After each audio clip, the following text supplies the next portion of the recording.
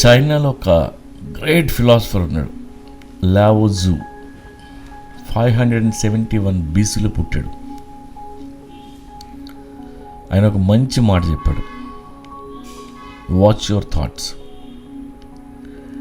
నీ మైండ్లో వస్తున్న ఆలోచనలను గమనించు. ఎందుకంటే నీ ఆలోచనలు నీ మాటలు అవుతాయి,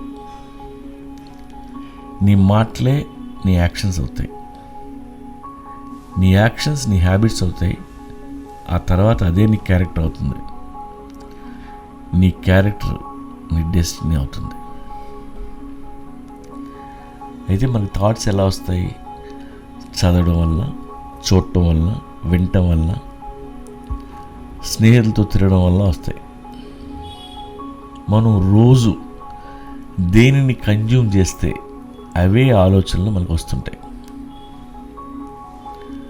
చదివే పుస్తకాలు, చూసే వీడియోలు, కాన్వర్జేషన్స్, ఇవన్నీ మన ఆలోచన విధానాన్ని మార్చేస్తాయి. పనికిరాని ఎదవలతో తిరిగి, పనికిరాని వీడియోలు చూస్తూ రోజు వాళ్ళ గురించి వీళ్ళ గురించి ఎందుకు పనికిరాని బిచ్చింగ్ చేస్తూ పోతే అతి తక్కువ కాలంలో మీరు కూడా సక్సెస్ఫుల్గా ఎందుకు పనికిరాకుండా పోతారు. రోజు మనకు తెలియకుండా ఎన్నో న్యూస్లు మన మొబైల్లో పాపప్ అవుతుంటాయి, యూట్యూబ్ ఫార్వర్డ్స్ వస్తుంటాయి. రోడ్డు ఎక్కితే బోర్డు మీద ఏదో చదువుతాం, పక్కన ఎవడో మాట్లాడుకుంటూ ఉంటే అవి వింటాం, రోడ్డు మీద ఎదురు కొట్టుకుంటూ ఉంటారు. ఇలా ఎన్నో విషయాలు మనకు తెలియకుండా అనుక్షణం మనం కన్జ్యూమ్ చేస్తుంటాం. అవన్నీ మన ఆలోచనల మీద ఎఫెక్ట్ చూపిస్తాయి. ఇందులో మనం దేనికైనా ఎమోషనల్ అయితే అందులో కొట్టుకుని చాలా దూరం పోతాం. అనవసరంగా ముక్కు మొహం తెలియనివాడితో ఆర్గ్యుమెంట్ పెట్టుకుని దిగుతాం, గొడవ పడతాం. లేదా అన్ని పనులు మానేసి ఎవడి మీదో లా సూట్ ఫైల్ చేసే పనిలో బిజీగా ఉంటాం.